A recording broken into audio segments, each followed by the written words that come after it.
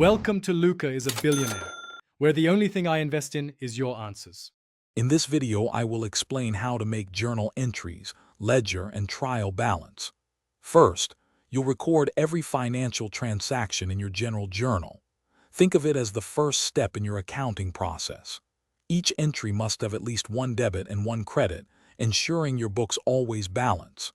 Remember to include the date, the specific accounts affected, the amounts, and a clear, concise description of the transaction. This foundational step is crucial for accurate financial tracking. Once your journal entries are complete, the next step is posting them to the general ledger. This involves transferring each debit and credit from the journal to its corresponding individual account in the ledger. For example, a debit to cash in the journal becomes a debit in the cash ledger account. This process allows you to see the running balance for every single account, providing a detailed view of your financial position. After posting all transactions to the ledger, you'll prepare a trial balance.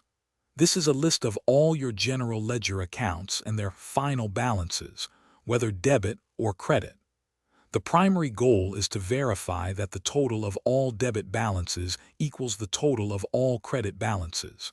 If they don't match, it indicates an error in your journal entries or posting, requiring you to review your work.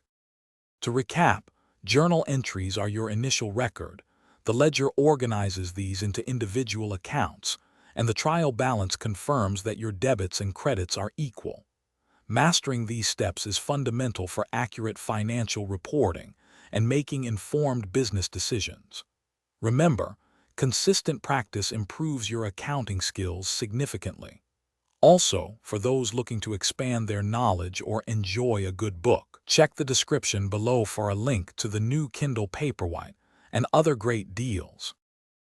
Thanks for watching and please subscribe. It's the best investment you'll ever make.